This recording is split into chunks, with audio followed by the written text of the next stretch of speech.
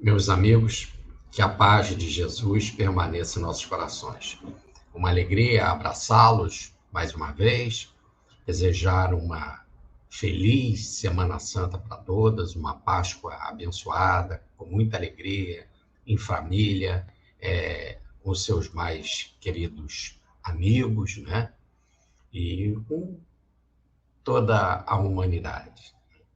Que seja essa Páscoa também uma oportunidade para reflexão porta dentro da alma, né? Isso que é o mais importante, tirarmos alguns momentos para refletir na beleza e na importância do Evangelho como caminho de redenção para todos nós, né? Para isso, nós resolvemos falar, então, da Páscoa do Senhor, né? Ou, de forma mais íntima, a Páscoa do meu Jesus, né?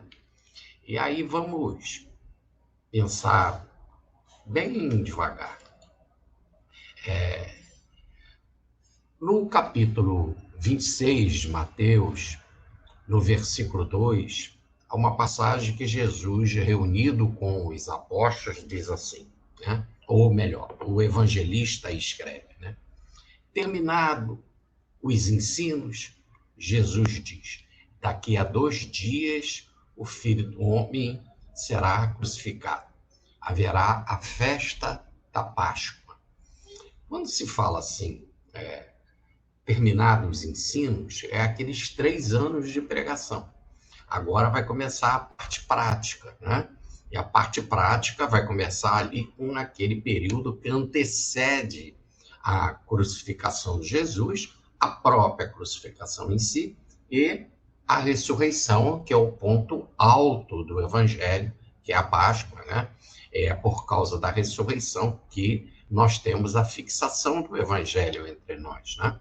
Que é a mensagem realmente da vitória do Cristo no mundo, da vitória do Espírito sobre a matéria, né? Onde realmente está colocado que Jesus não é deste mundo, desse tipo psicológico, né? Então, quando diz assim, há 2 dias vai começar a festa da Páscoa, na tradição judaica, o, o, o número assim de dias, o primeiro está sempre incluído, é o próprio dia, né? Então, como se fala daqui a 2 dias, está dizendo assim que é a quinta-feira. Realmente, na quinta-feira, começava a se celebrar a Páscoa. E começava a se celebrar à tardinha, né? Por isso que Jesus fez a Santa Ceia na Páscoa, na festa da Páscoa, na festa dos pães ázimos, na quinta-feira, né? E que começava à tardinha, porque já à tardinha, a partir das 18 horas, para os judeus já começou outro dia, né? Então, quando se punha o sol na quinta-feira, começava a sexta. Então, por isso que se já poderia começar a comer o cordeiro pascal na quinta-feira, no nosso calendário, ou na sexta-feira, no calendário judaico. Como ele diz, faltava 2 dias para isso, nós estamos então na terça-feira, à tardinha, à noitinha, que já era a quarta. Então, aí no caso, nós temos um dia e a quinta-feira seria o dia em si mesmo, né? Da festividade. Então, nós estamos na terça-feira à noite, quando Jesus, então, coloca para os apóstolos que, mais uma vez, que ele seria crucificado, né? E seria crucificado na festa da Páscoa. O que aconteceu nesse período? De terça-feira até o domingo, onde nós celebramos a Páscoa de Jesus. Então, nós temos que a primeira grande passagem é uma encenação, como se fosse um teatro encantador, muito bem representado por Maria, irmã de Marta e de Lázaro. Se passou na casa de Simeão, o leproso, que parece que era o patriarca da família. Maria, profundamente concentrada, ela quebra o alabastro. Sai um perfume incrível, que precisava a pessoa trabalhar o dia inteiro durante 360 dias para pagar aquele perfume. Um, um, um, um funcionário, né, quer dizer, um trabalhador, ganhava 1 denário por dia, de sol até o pôr do sol, para trabalhar, né? Se ele juntasse 1 ano de trabalho, ele poderia comprar aquele perfume. Então, ela quebra o alabastro e o nardo se, se, se, se eleva, se multiplica por toda a casa. Encantador aquele perfume, né? Os apóstolos até reclamaram, em particular Judas, que tinha a bolsa de Jesus, ou melhor, que cuidava da tesouraria. Mas o certo é que todos reclamaram, dizendo: Senhor, não é um desperdício um perfume assim tão caro? E Jesus disse, né, pobre vocês sempre tereis aqui para praticar a caridade. Aqui é um momento especial, um momento alto da vida planetária, onde a humanidade será dividida em 2 partes, antes e depois do Cristo, que é o fenômeno da ressurreição. E Maria de Madalena, perdão, Maria, irmã de Lázaro, lá na cidade de Betânia, estava representando esse fato. Quando ela quebra o alabastro, ela está mostrando que Jesus seria quebrado na cruz, seria torturado na cruz. E isso chegaria até a sensação da morte. Mas a partir daquele momento, da cruz de redenção, haveria o fenômeno da ressurreição, que é como aquele perfume, aquele nardo preciosíssimo, que Cristo é o perfume mais precioso, o odor mais precioso que tivemos na Terra. Aquele frasco, aquele perfume que estava ali fechado, concentrado. Quando ela quebra o perfume, quer dizer, o fenômeno da cruz, o perfume se evola, sobe aos céus e envolve todo o planeta. Então, quer dizer que a partir daquele momento, todo o planeta seria transformado. Volto a dizer, dividindo a história em 2. Então, Maria estava representando isso. E aí Jesus diz, não façam assim com esta mulher. No entanto, ela está fazendo isso para o meu sepultamento. Quer dizer, através do meu sepultamento haverá o fenômeno da ressurreição. E com o fenômeno da ressurreição, esse perfume vai se evolar, vai se irradiar por todo o planeta, mostrando a mensagem de vida. Vim para que tivesses vida, vida em plenitude, vida em abundância. E por causa disso, por causa dessa representação feita por Maria, irmã de Lázaro, nunca mais essa mulher seria esquecida, né?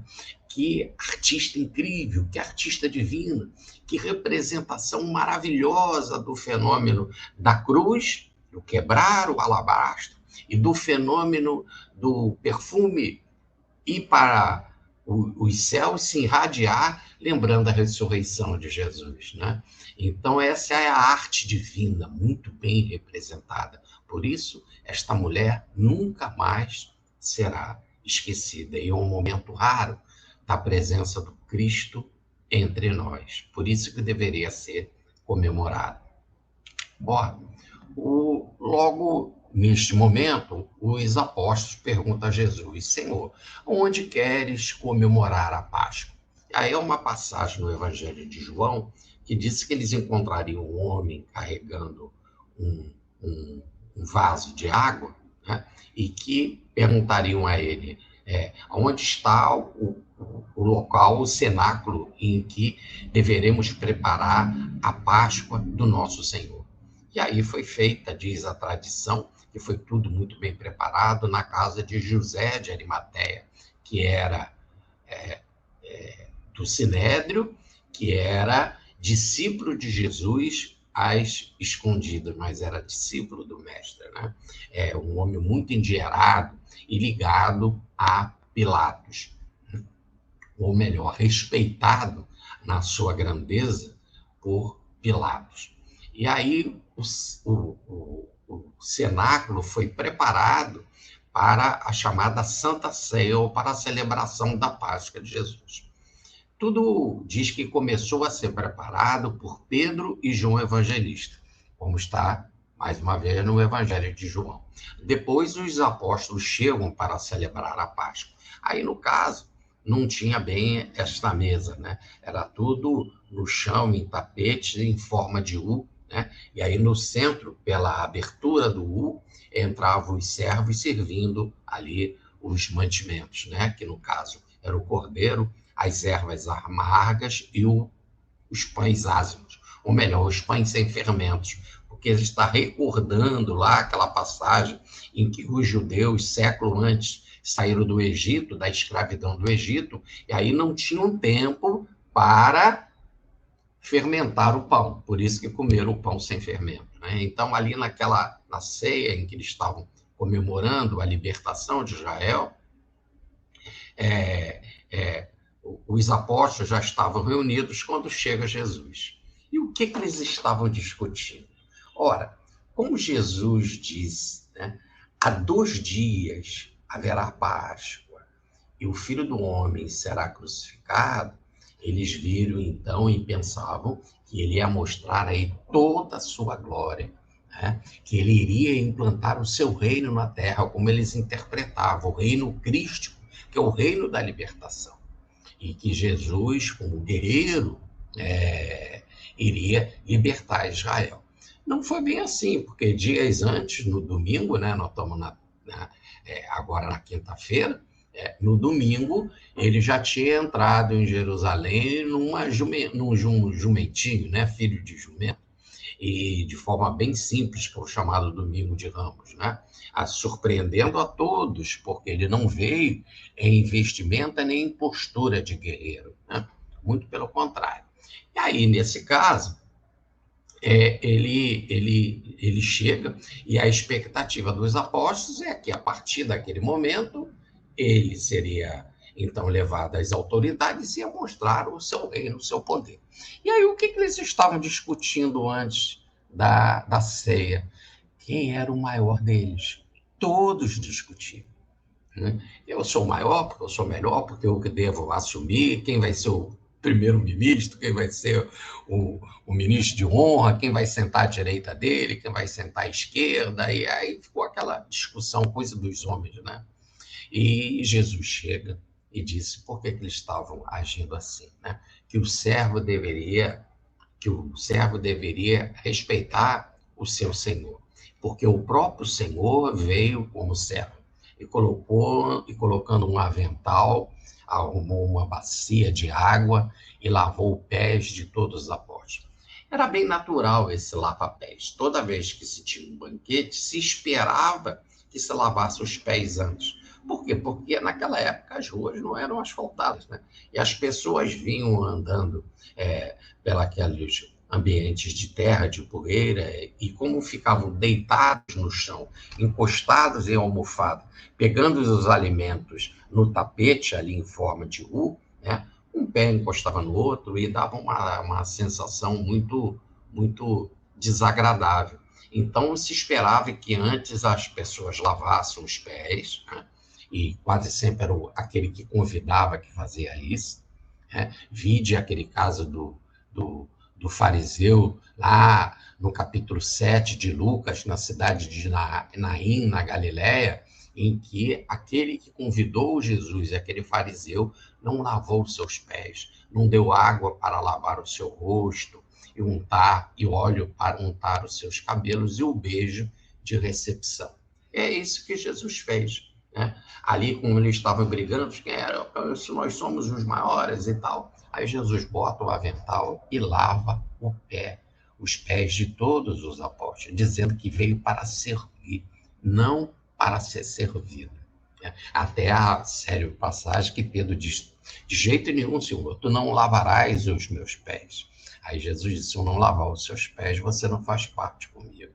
Porque os pés, a gente tem que ficar com ele lavado pelo nosso contato com a Terra, né? É o campo magnético mais próximo da Terra que forma o campo magnético que nos prende aqui no antissistema.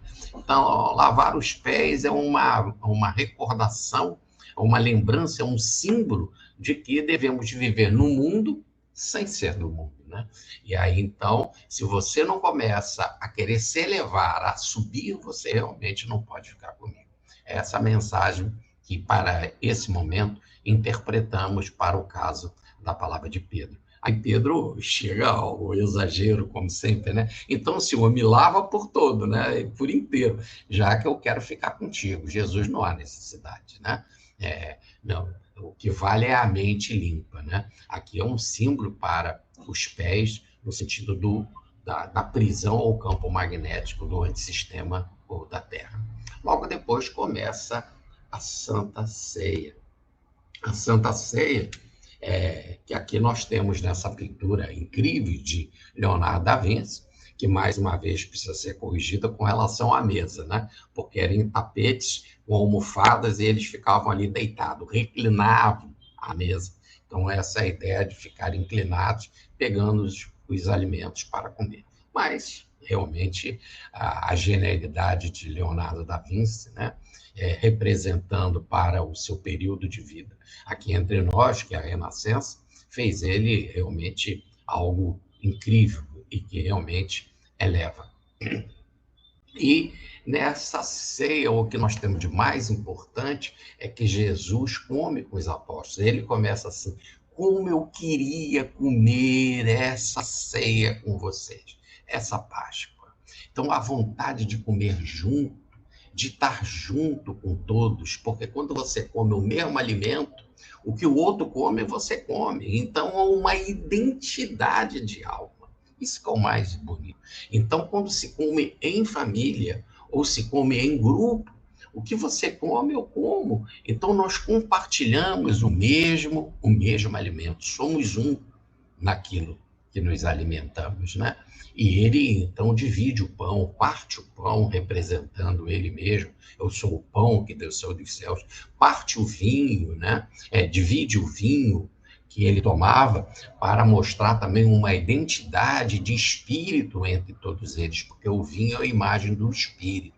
Por isso que o evangelho começa com a transformação da água em vinho, né? É o espírito do evangelho. Então, há uma identidade de corpo e de alma. É isso que é a Santa Ceia. Essa é a identidade. É isso que a gente chama de comunhão. Viver em união em corpo e em alma. Ou em espírito. É o que o Cristo propunha naquele momento. Quando ele, inclusive, chega a dizer isso. Fazer isso em memória de mim.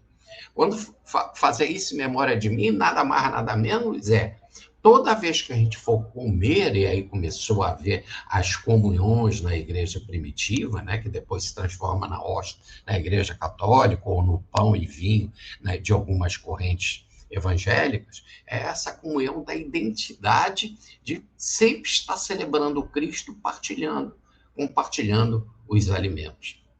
Fazer isso em minha memória. Então, toda vez agora que você está reunido em família para comemorar a sua Páscoa, você está fazendo isso em memória do Cristo, para celebrar a alegria de estar junto e de compartilhar a identidade pelo amor, pelo afeto. Isso que é muito importante, significativo.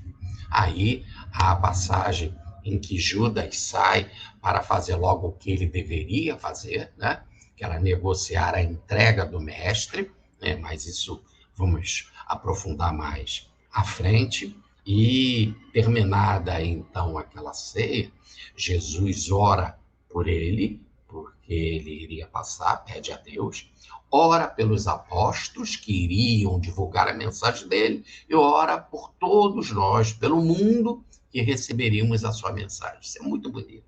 Dividido em 3 grandes partes a sua oração. Para ele, para os apóstolos e para todos nós, para o mundo. Ora, e aí ele sai cantando Hillel, como está em Mateus no capítulo 26, versículo 30, né? E Jesus cantou os salmos, de parte dos salmos que são os salmos que vão de 115 a 118. Eu separei aqui algumas passagens dos salmos para a gente ter uma ideia do que Jesus cantou. Eu trouxe aqui a Bíblia Ecumênica, né? Que é uma Bíblia respeitabilíssima pelos pelos, pelos irmãos evangélicos e pelos irmãos católicos, e aí nós separamos aqui alguns versículos do capítulo 15 e do capítulo 15 ao capítulo 18. Então, no capítulo 15, nós separamos o seguinte: filhos de Israel, confiai no Senhor, é Ele seu socorro e escudo. Casa de Arão, Arão era irmão de Moisés, né? O sacerdote. Então, casa do sacerdócio, confiai no Senhor, é Ele seu socorro e escudo. Vós que temeis o Senhor, confiai no Senhor, é Ele seu socorro e escudo. Isso está no 115. Vamos para uma parte do 116. Eu amo o Senhor, pois Ele ouve a minha voz suplicante. Ele voltou para mim seu ouvido, e durante a minha vida toda o chamarei. E aí, mais à frente, diz: o Senhor é benevolente e justo, nosso Deus faz misericórdia. Agora vamos para o 117. Nações, louvai todas o Senhor. Povos, glorificai todos, pois a fidelidade dele nos ultrapassa, e a lealdade do Senhor é para sempre. Aleluia. E aí no 118 nós separamos o seguinte: celebrai o Senhor, pois ele é bom, e sua fidelidade é para sempre. Israel, o repita, sua felicidade é para sempre. A casa de Arão é para sempre. Repita, sua fidelidade é para sempre. Repitam os que temem o Senhor, sua fidelidade é para sempre. Por fim, nós destacamos ainda no 118, né? Isso tudo é o que Jesus estava cantando, né? O cântico era maior. E eles saem lá do cenáculo, onde se encontrava a Santa Ceia, e estão cantando, caminhando em direção ao Getsemane, onde ele vai fazer a sua oração e será preso, né? Então termina o Salmo 118. Dá, Senhor, dá a vitória. Dá, Senhor, dá o triunfo. Bendito seja aquele que entra em nome do Senhor. Nós vos bendizemos desde a casa do Senhor. O Senhor é Deus, ele nos deu a luz. Formai o cortejo com ramos na mão, até os chifres do altar. Tu és meu Deus, e eu te celebro, meu Deus, e eu te exalto.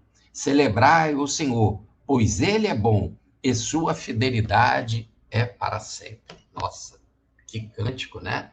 De vitória, que cântico de glória, que cântico de certeza na ajuda espiritual, que confiança. Jesus parte para o Getsemane em profunda coragem, em profunda reverência, na certeza de que não seria abandonado nunca por Deus, né?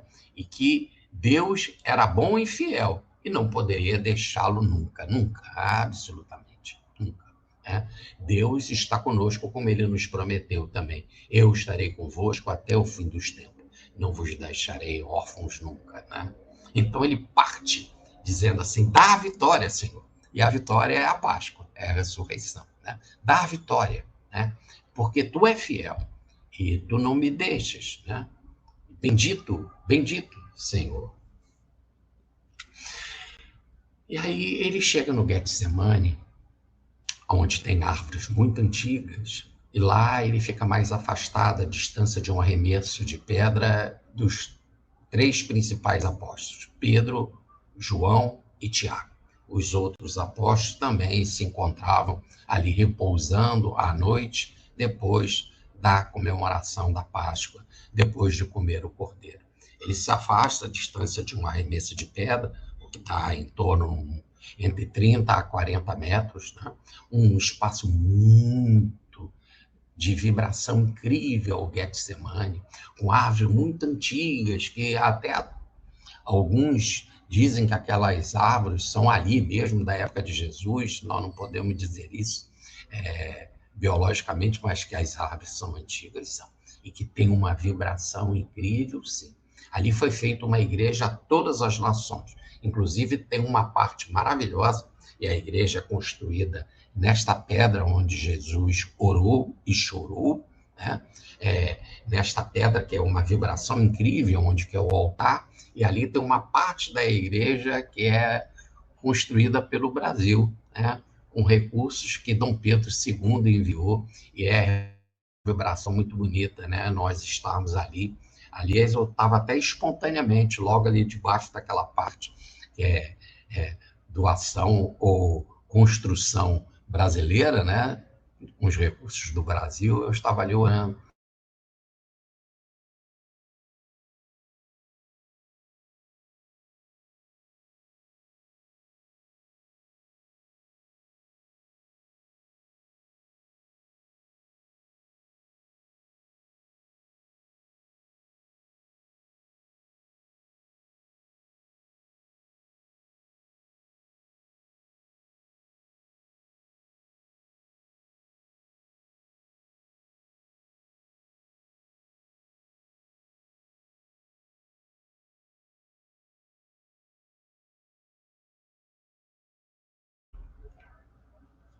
Precisa, já voltamos aqui, né?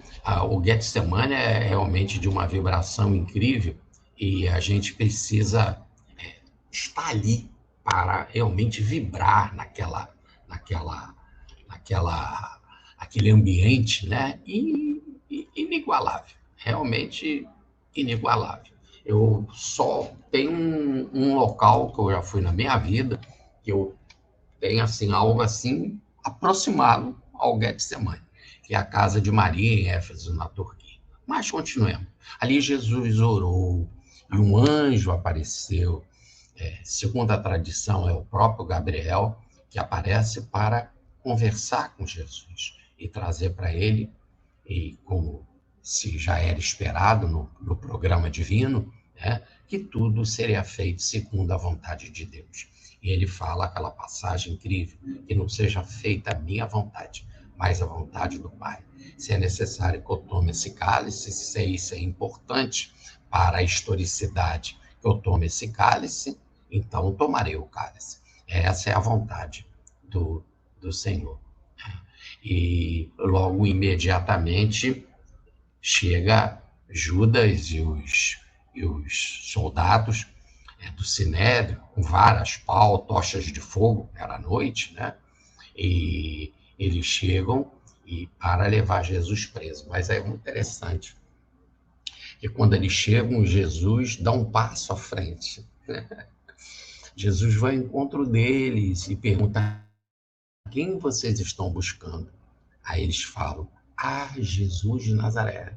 E ele disse: sou eu. Quando ele fala sou eu, que é o nome de Deus no Antigo Testamento, eu sou quem sou, né?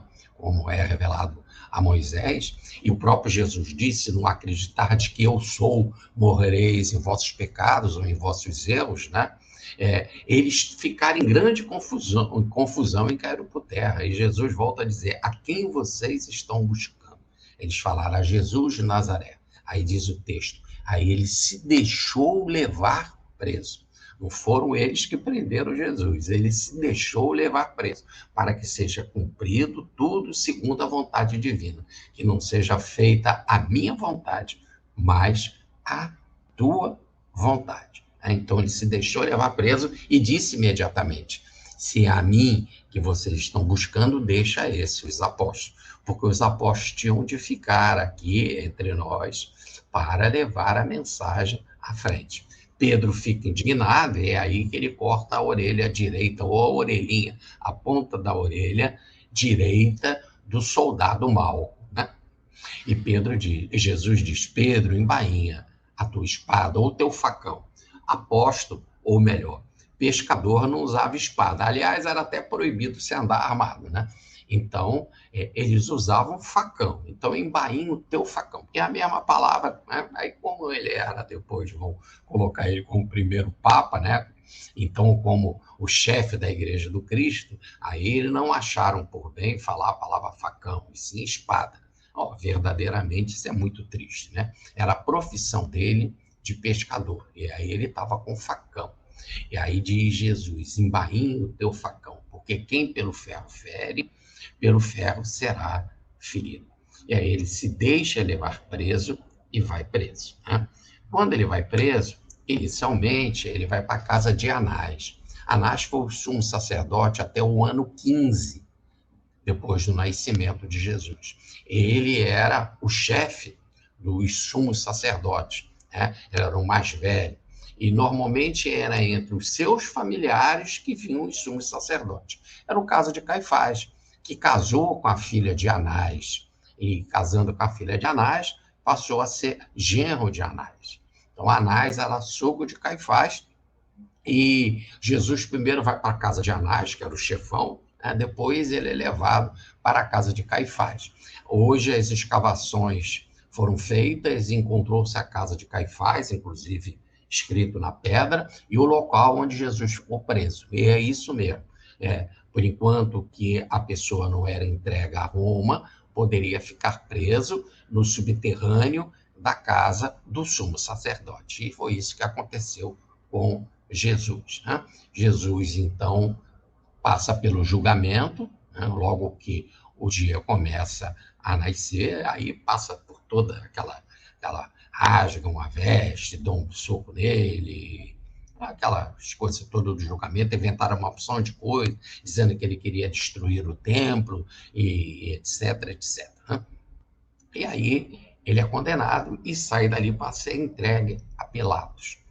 É quando, então, Pedro, que estava ali e já estava meio que, podemos dizer assim, muito acanhado, muito agitado também e sem poder fazer muito, porque ele já entrou na casa, olha como ele era corajoso, Pedro.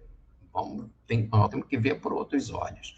Ele primeiro teve de convencer a porteira, e foi a pedido de João Evangelista, que conhecia a porteira, que deixou ele entrar, porque a porteira disse que ele já era um dos apóstolos.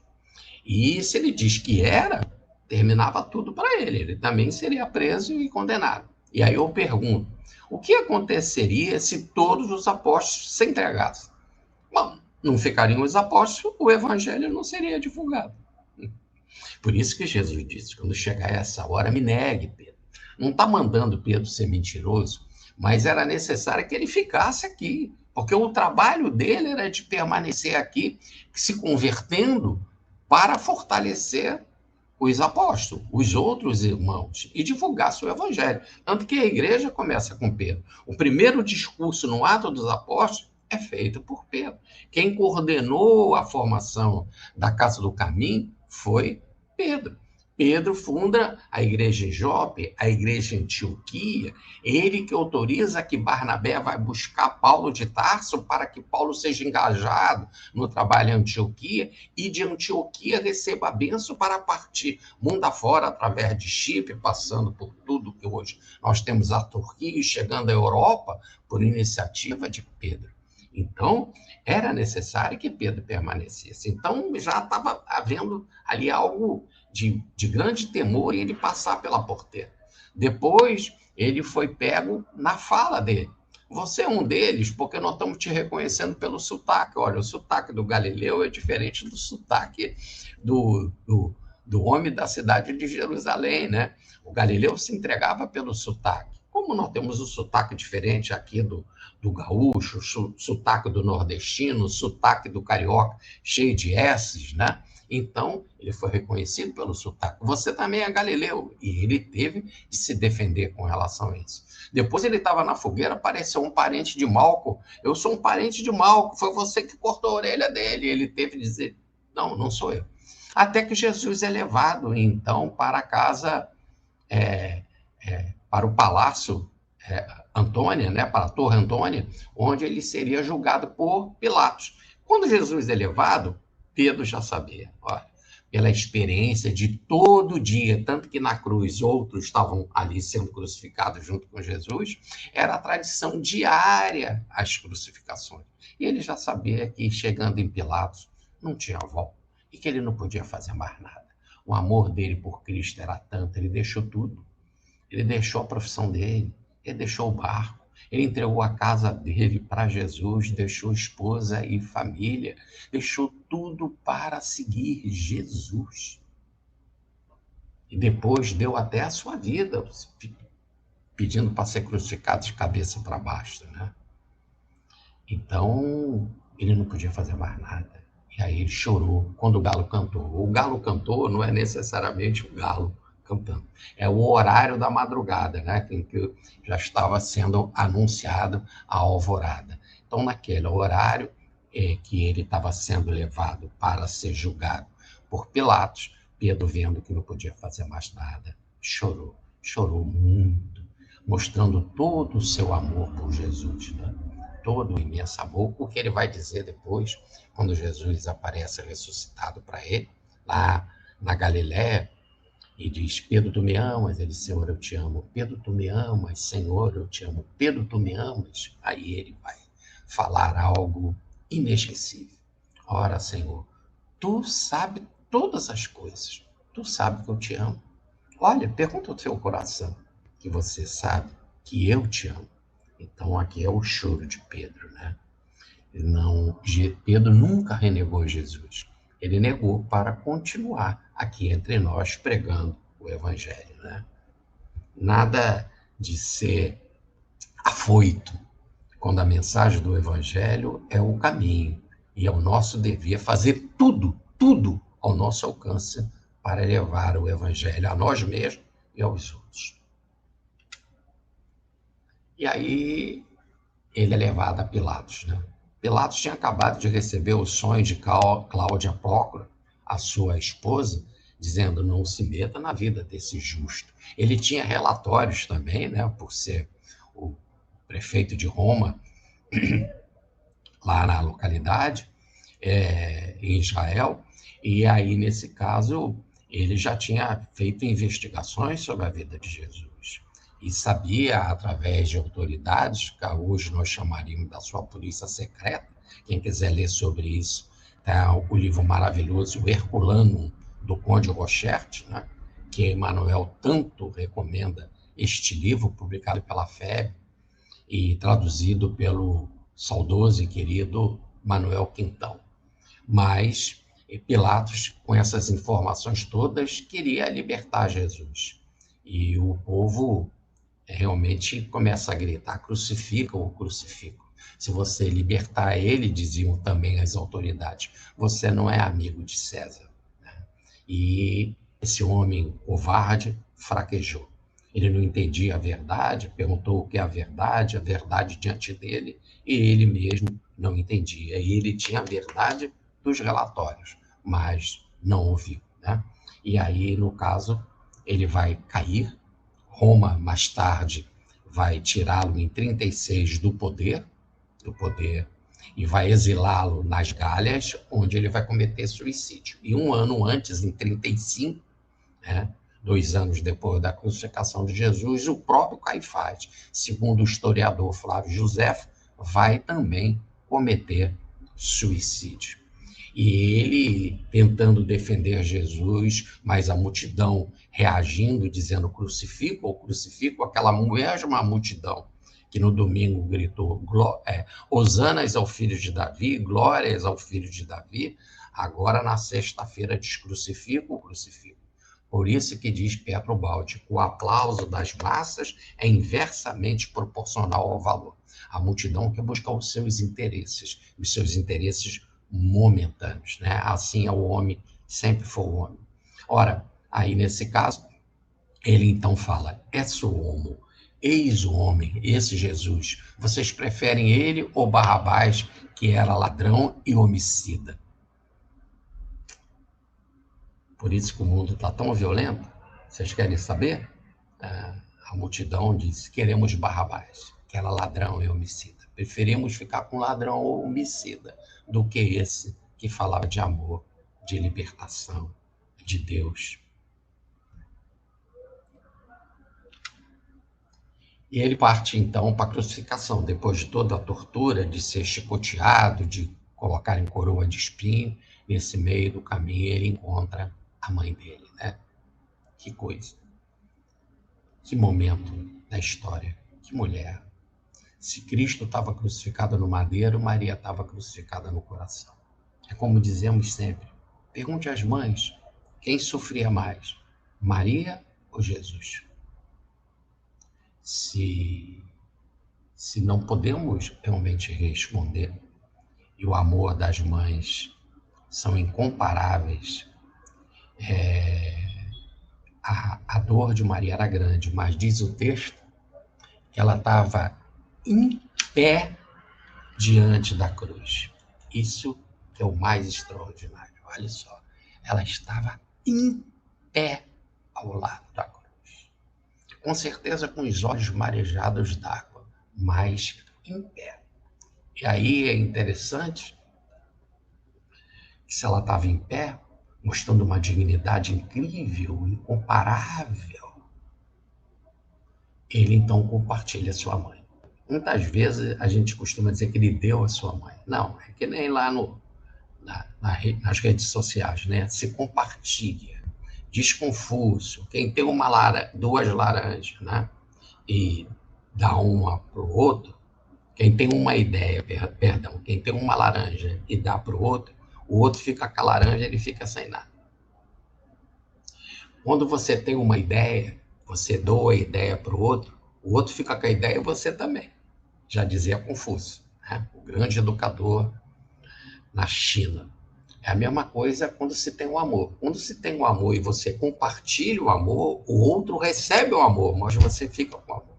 Então Maria continuou totalmente mãe de Jesus e totalmente mãe de João, ou melhor, totalmente mãe de todos nós, a mãe universal da cristandade, né? Então, quando o anjo Gabriel disse: Ave Maria, cheia de graça, você é cheia de Deus, foi um título incrível esse que o anjo Gabriel deu para Maria, agora ela recebe um título muito maior dado pelo seu filho, por Jesus, Mãe Universal da Cristandade, né? Só quem está cheia de Deus pode assumir essa universalidade materna.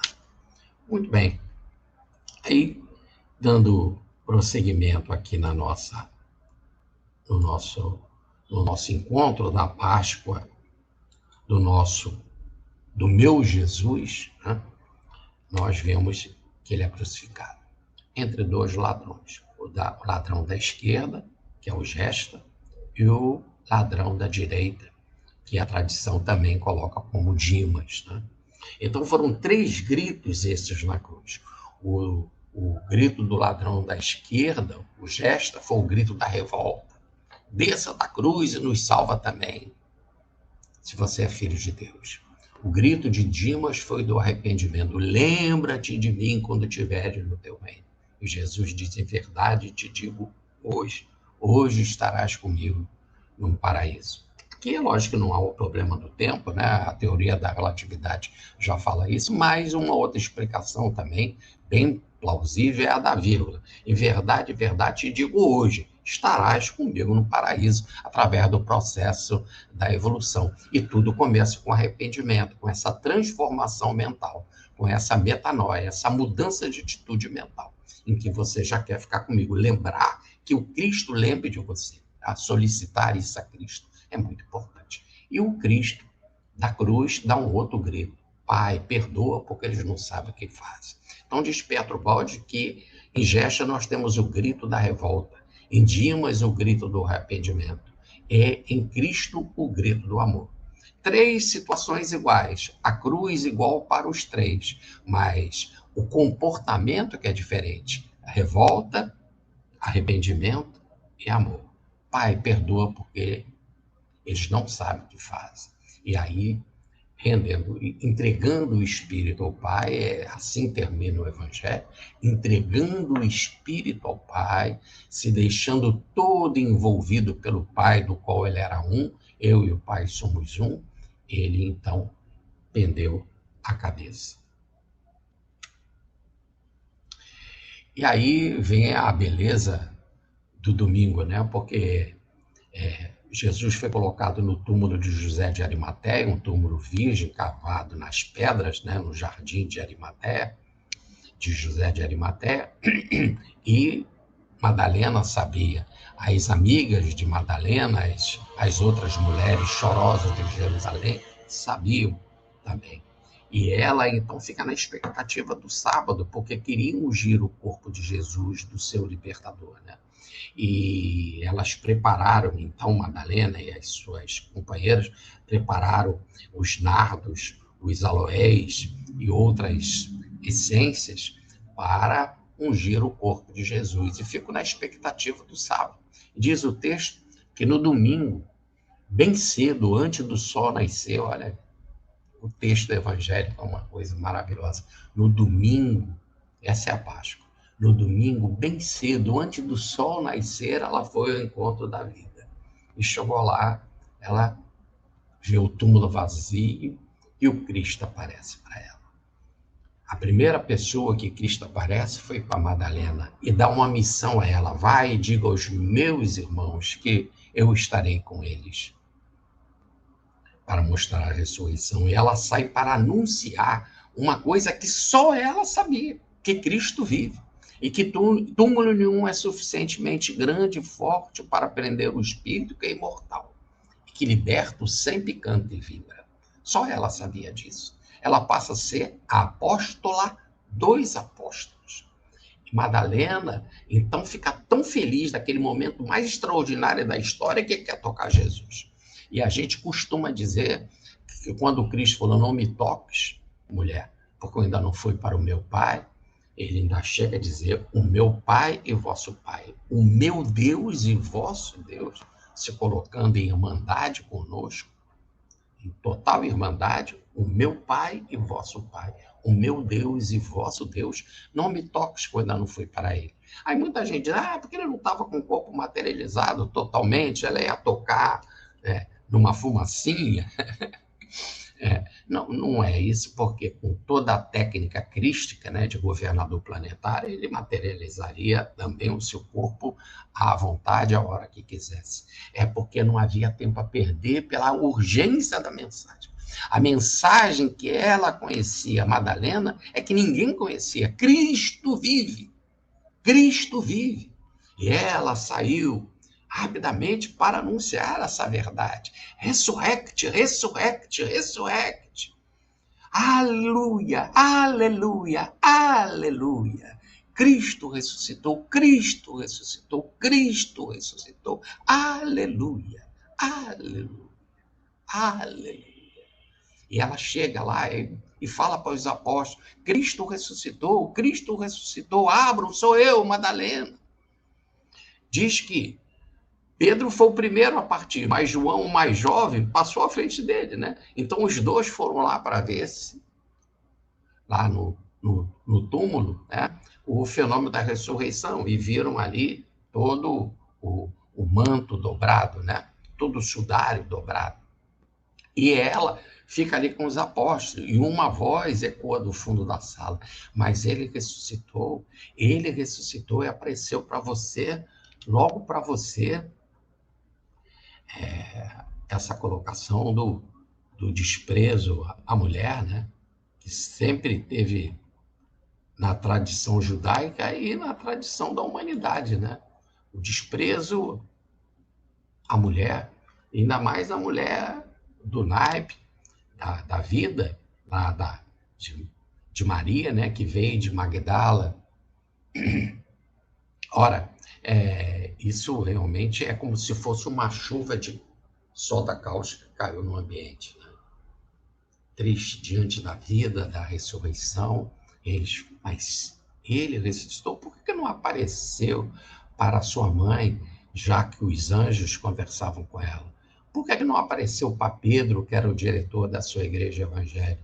Por que não apareceu para João, que era o discípulo amado? Ou para um de nós, mas para você, logo para você.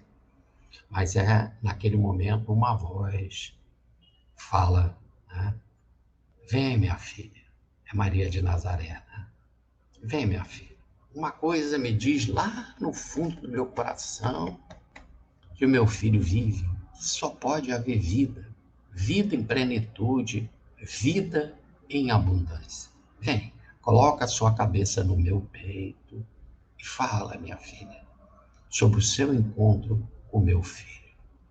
Foi lindo, tão lindo, inesquecível lindo, inesquecível beleza, porque agora, se ela tinha um libertador, que era Jesus, agora Madalena também tinha uma mãe carinhosa, que conversava com ela das coisas mais íntimas do seu coração. E ela ficou no abrigo de Maria. Muito bem. Então, continuando, nós vemos que naquele mesmo dia, mais à tarde, Jesus aparece para os seus apóstolos. E quando ele aparece para os seus apóstolos, a mensagem primeira que ele anuncia, paz seja convosco. A porta estava fechada, os apóstolos reunidos, ele entra e diz, a paz seja convosco. Porque não tem nada mais que nos tire a paz do que a morte. A morte tira toda a nossa paz. Até na visão mesmo da psicologia, né? Do Thanatos, de Freud, o pavor da morte, né? O medo da morte.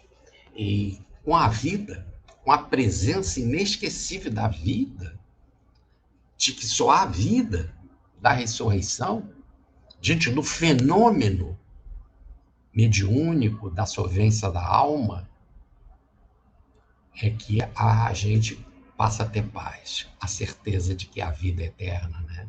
E de que somos filhos de Deus, criados por Deus, e que só pode ter vida, vida plena. Então, eles recebem a paz de Jesus na certeza da vida plena de Jesus. É como diz Paulo. Se Cristo não ressuscitou, por isso que esse é o momento mais importante, é a Páscoa. Se Cristo não ressuscitou, comamos e bebamos, porque amanhã morreremos todos. Mas se Cristo ressuscitou, vale a pena a loucura da cruz. Vale a pena se dedicar a Cristo, como Pedro tanto se dedicou, como Madalena se dedicou, como os apóstolos se dedicaram. E Maria de Nazaré foi o maior exemplo. Pai seja convosco. 8 dias depois, ele volta e diz, Pai seja convosco. E aí Tomé se encontrava. E aí ele diz, toca aqui, Tomé. Coloca a mão aqui no meu lado e vê que um fantasma não tem carne e ossos, como vede que eu tenho. E comeu peixe, pão e mel na frente de todos, mostrando a sua presença inesquecível, o supersensível materializado entre nós. E aí nós chegamos na Páscoa abençoada. Essa é a Páscoa do meu Jesus. É aquilo que eu queria trazer para vocês. É aquilo que eu sinto na alma.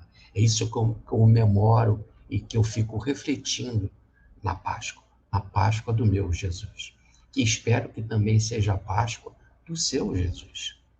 Para que ele seja o nosso Jesus. E todos nós possamos comungar o mesmo Jesus. O Espírito de Jesus, o pão de Jesus, o vinho de Jesus, a mensagem de Jesus, que é o pão, e o vinho, que é o Espírito de Jesus. Que essa Páscoa possa ser abençoada para todos nós. Dizem que houve no Oriente um ser outrora, que sendo espiritual, fez-se homem, embora entre os grandes de então, das leis, os sábios, sem consultar os falsos alfarrábios, foi mestre, sendo humilde nazareno. Concentração astral é o corpo fluídico, é a materialização. Concentração astral que a ciência encerra. Ele desceu iluminando a terra e a fé pregando, a fé que nos consola. Ele, o Cristo, era o Verbo, era uma escola, verbo, sol, clarão, verdade, voz do Cristo, visão dos céus, como há de passar o ser humano sem ter luz? Se és estrela, se és farol, se és Jesus, minha alma, pois, vos pede, vos implora. Vós que viveis errando lá por fora, fugindo do dever, manchando a história, entrai, que a Páscoa do meu Jesus é luz, é paz, é amor, é glória. Fique com Deus e me incluo nas orações de vocês. Um beijo, muita paz, tá? A paz seja convosco.